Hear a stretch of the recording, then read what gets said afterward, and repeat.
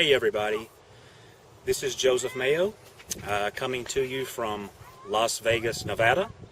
Many of you on Twitter know me as Trackman Maestro, and over the last few days I have gotten many emails and questions on Twitter asking me about not only the Ballflight laws, but how the Ballflight laws are applied when it comes to actually curving a golf ball when you're playing golf. I have found, without question, more people today know the Ballflight laws than 5 years ago. But I'm finding that even people who can tell you the Ballflight laws still struggle when it comes to practical application of using those laws to hit golf shots on the course. And for that reason, I decided to film this video. It's just off the top of my head. It's impromptu, nothing scripted, but hopefully I can clear some things up. Hopefully I can answer some questions and clarify some things, help everybody get better. That's the whole purpose. So anyway, unfortunately, we're going to have to touch on the Ballflight laws. Now, before I start, I'm not going to go in depth about the Ballflight laws, specifically how the resultant path is created. I'm also not going to go in depth with the D-plane. I'm going to touch on it, but I'm not going to go in depth. So, that being said, the Ballflight laws. The bottom line is this. The golf ball begins its initial flight, its starting line, by the club face, not the club path. With an iron shot, the club face is responsible for about 75% for initial start line. That means the club path, obviously, is only responsible for 25%. So that means with an iron, club face is 3 times more important, 75-25. With a driver, it can get close to 90%, 85 to 90%. So with a driver, it's 90% face, 10% path. Club face is 9 times more important. So, as my good friend and my teaching partner Grant Waite says, he says it best. The club face is not 100% responsible for starting line, but it's so close that we want you to think of it in those terms. So when you're hitting a shot or you're teaching a golfer and you see the ball take off in a given direction, you can rest assured that the club face was almost entirely responsible for that initial direction. Now, club face starts the ball, club path curves the ball. If the club path and the club face are not pointing in the same direction, you're going to get curvature. And that's the issue that this video is really going to touch upon, is how that curvature is created. As I said on Twitter the last few days, curvature comes not from side spin. There is no such thing as side spin. It does not exist. Curvature comes when the horizontal axis becomes tilted. It's almost exactly like when you're on an airplane and the pilot, he banks the wings to make the airplane curve.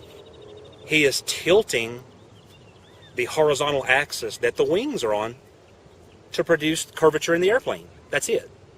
When a golf ball is hit dead straight, it spins backwards on a level axis. When that axis gets tilted, either way, it's going to produce curvature. There is no side spin. Now, some of you out there like to say it had draw spin or it had slice spin. Now, that's not how I say it. It's not how Grant says it. Because the golf ball has backspin that's tilted.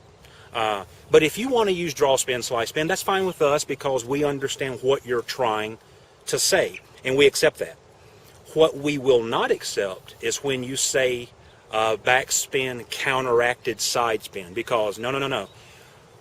For something to be counteracted, then there's got to be at least 2 or more things. You can't counteract unless there's at least 2 things.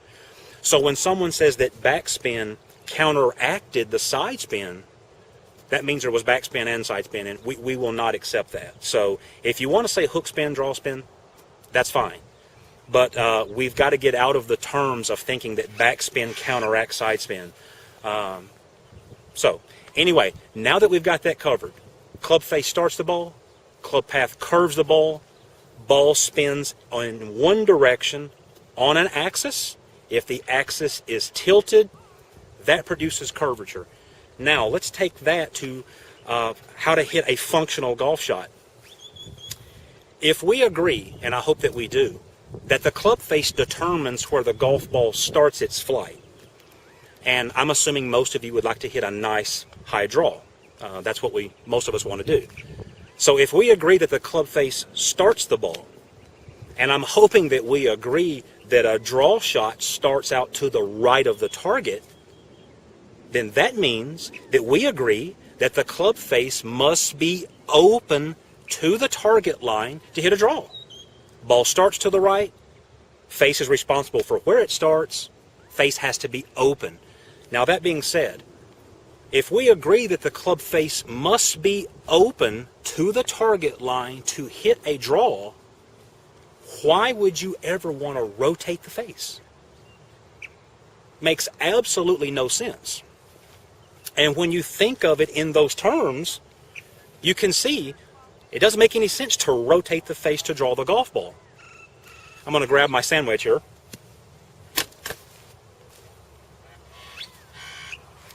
So, I hear a lot of people talking about the shot that Bubba Watson hit on number 10 at the Masters in the playoff. He hit that big swooping hook out there. Mind you, his feet are all over the show anyway, so forget I just said that. He's like Twinkle Toes. He's on his toes and heels, so you know he's rewriting the instructional book every time he hits a shot.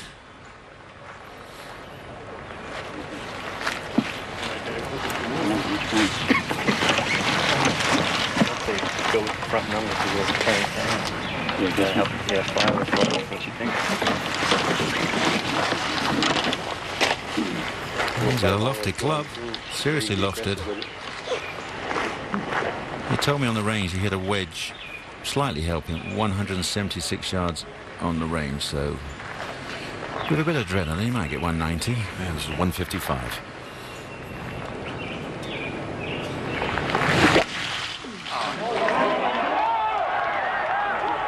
Did it hook? Oh, what a shot! Look at it. Snap hooking on the green, and incredible. Absolutely incredible.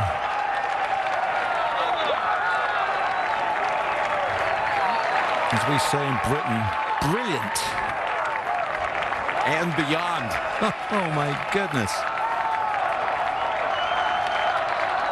It was just a classic excuse for him to just conjure up another piece of magic.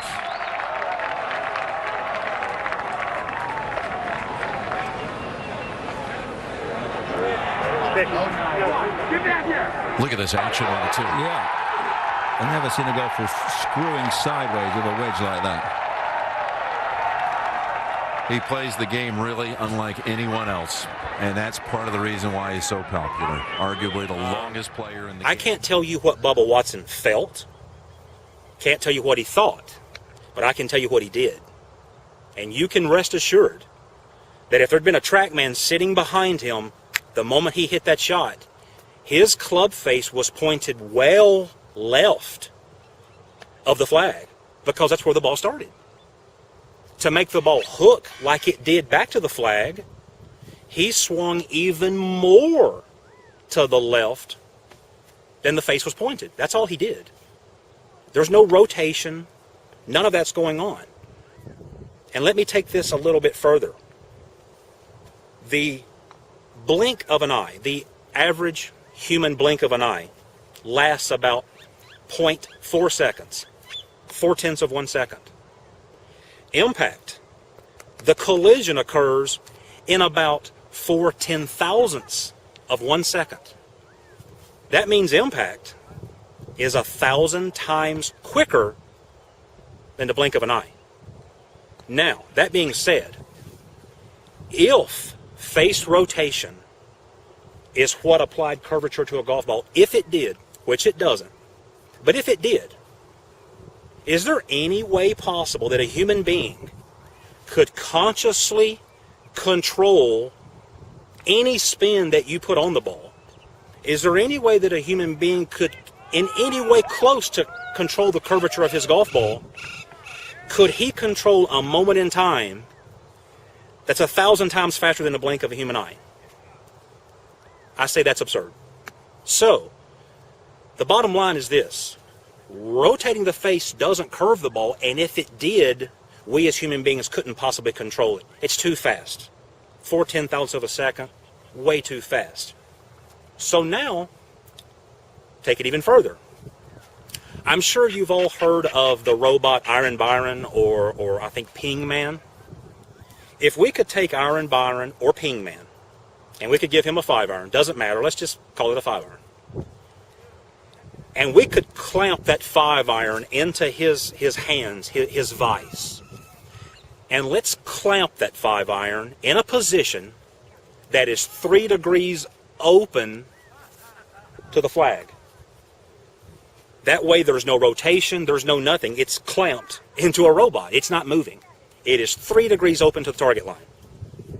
And then let's program Iron Byron to where he swings, say, 5 degrees out to the right of the target line. I can assure you with 100% certainty, every single ball is going to draw, period. Unless he hit a bad heel shot. But now we're getting off into another discussion that's beyond the scope of this video. This club, this 5-iron, is locked into a vise where it is locked 3 degrees open. There is not one iota of rotation. Every single ball is drawing because the path is further out than the face is pointed. So the scenario that we are left with is this.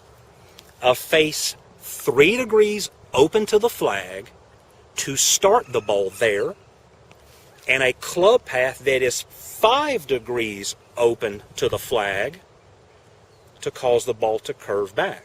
Another way of saying it is this.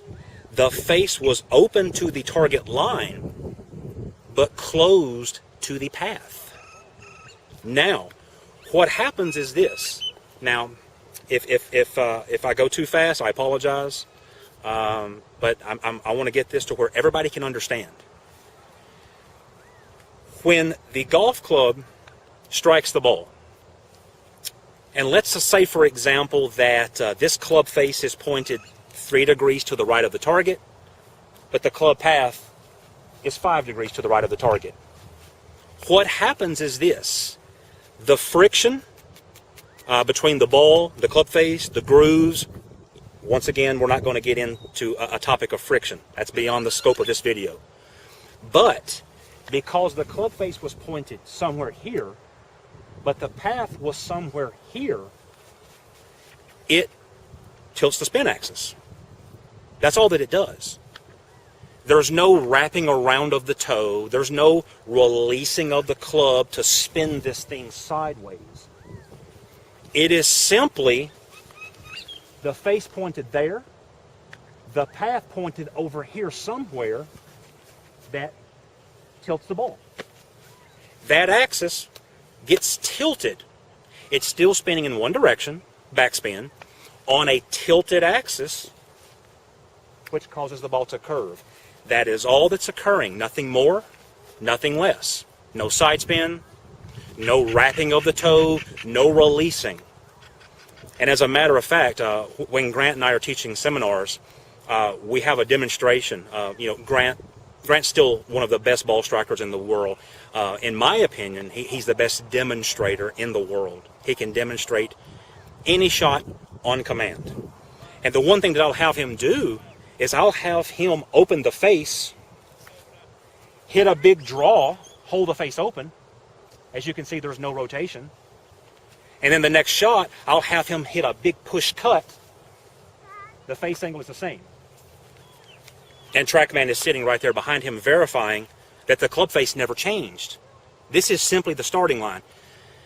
Has nothing to do with curving it. Well, rotating the face through impact has nothing to do with curving it. And the same goes for a fade.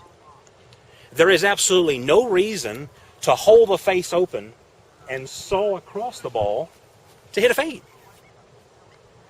Just like there is no reason to swing out and rotate the toe over to hit a draw.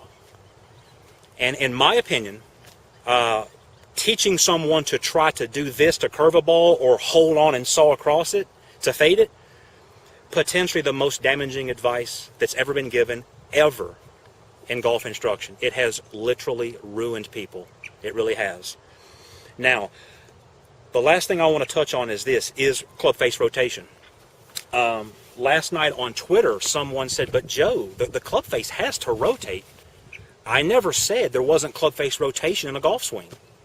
What I said was rotation during impact for 0.4 of 1 second has nothing to do with curving this golf ball. Now, from this view, you can see that there is obviously rotation going back, and obviously there is some rotation coming down. The golfing machine guys call it number 3, rotation of the club face. But understand something. When you see a great player, you see a PGA Tour player, he's rotating that club face down at the bottom of the swing. He is not producing curvature by rotating it through impact. He is simply rotating the club face back to a position that is familiar to him to project the shot on a given line of his choice. That's all he's doing. That's all he's doing. So anyway, I'm hoping that this video helped clear up some misconceptions. And as I said, the goal is for everyone to get better. Oh, one thing that I want to touch on. I read an article, it was about a week and a half ago, 2 weeks ago. And in no way am I criticizing the author. I just want to expand upon it because that's the purpose of this video, is understanding. The author said that a draw is hit with an open face. But then he took it a step further and said it is hit with a, quote, significant rate of closure. Now, you guys watching this video now that is not true. Because, once again, 0.4 of 1 second. And he said the ball is kind of stuck on the face. Stuck was the word that he used. Significant rate of closure is what applies that hook spin, that draw spin. Well, you guys know that that's not true. Getting back to the Aaron Byron example, club face is absolutely locked open in his vise. It's locked. Every ball draws. So, once again, when you are trying to learn to curve the ball, or better yet, you're teaching someone to curve the ball, we got to get out of this release the face to make it draw, rotate the face, counteracting spins. Got to get out of that. And hopefully this video lifted some of the veil of confusion. I hope I helped some of you out there. If you have any questions, feel free to email me at trackmanmaestro@yahoo.com, or look me up on Twitter, trackmanmaestro at Twitter. I hope I did a good job. As I said, it was just off the top of my head, nothing scripted, and hopefully I helped you guys. I hope you have a great day. Talk to you again soon.